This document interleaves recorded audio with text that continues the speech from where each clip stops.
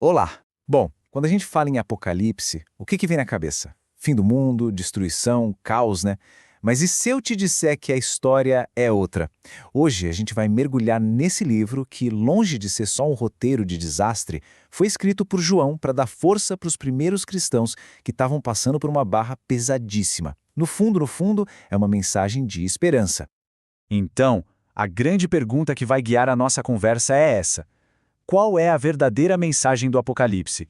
Será que essa ideia popular de fim dos tempos acaba ofuscando o ponto principal do livro? É o que a gente vai descobrir. Para a gente responder isso, a gente tem que começar do começo. Pensa na cena. O autor, João, está exilado na ilha de Patmos. É lá que ele recebe a visão que dá início a tudo. E a primeira coisa que ele vê não é o caos, não é a destruição. É Cristo em toda a sua glória. Essa imagem é a base de tudo que vem depois. E o ponto central dessa primeira visão é esse aqui: a majestade e principalmente a presença de Jesus. Ele é mostrado ali no meio das igrejas. A mensagem é muito clara. Mesmo no meio da perseguição, a esperança não está na ausência de problema, mas sim na certeza de que Cristo é soberano. Ele está no controle. Bom, logo depois dessa visão, o foco muda para 7 cartas, que são enviadas para 7 igrejas reais da Ásia. E o mais interessante é que essas cartas são tipo um diagnóstico espiritual, sabe? E que, olha, continua super relevante até hoje. Vamos dar uma olhada rápida em alguns exemplos. A igreja de Éfeso, por exemplo, tinha perdido o primeiro amor, sabe? Aquele fervor inicial. Já a Laodiceia era morna, nem quente nem fria. Por outro lado, a igreja de Esmirna foi super elogiada pela sua fidelidade no meio do sofrimento. Cada carta funciona como um espelho que reflete as forças e as fraquezas que a gente encontra por aí até hoje. E isso, claro, leva a gente a uma reflexão. A olhar para esses avisos, para esses encorajamentos tão antigos, qual deles parece que foi escrito ontem? Qual deles descreve os desafios que as comunidades enfrentam hoje em dia? É um convite para a gente se autoavaliar. E agora, a narrativa dá um salto gigantesco. A gente sai da terra e é levado para o céu. João tem uma visão da sala do trono celestial. E a perspectiva se torna, assim, cósmica. A cena que ele descreve é de adoração sem parar. Todos os seres no céu, toda a criação, tudo e todos estão rendendo glória a Deus em seu trono. Isso já estabelece uma verdade fundamental. Deus é o centro de tudo, e a história se desenrola a partir da soberania dele. Bem no meio dessa adoração toda, surge uma figura-chave, que é até um paradoxo: o Cordeiro, que representa Cristo. Apesar de parecer sacrificial, frágil, ele é o único digno de abrir um livro selado, que contém o plano de Deus para a história.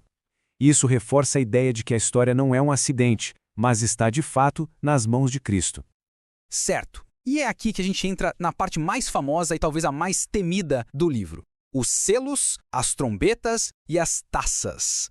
Mas é muito importante entender o propósito por trás disso. Não se trata de uma destruição aleatória. Esses eventos simbolizam a justiça de Deus agindo na história, afirmam que Ele está no controle de tudo e, acima de tudo, funcionam como um chamado ao arrependimento. E no meio disso tudo, tem uma promessa que não falha, a de que os fiéis serão preservados. O Apocalipse também tira o véu de um conflito espiritual gigantesco. Ele dá nome aos bois, sabe? O dragão, a besta, o falso profeta, que representam o mal de forma organizada, sedutora, enganosa. E do outro lado, os santos de Deus, os fiéis. O livro basicamente expõe os sistemas do mundo que batem de frente com Deus. E esse conflito todo leva a um ponto de virada, um momento decisivo na narrativa: a queda da Babilônia. Olha, esse slide mostra o contraste central do livro de um jeito brilhante. De um lado, a Babilônia, que é o grande símbolo da corrupção, das promessas vazias do mundo.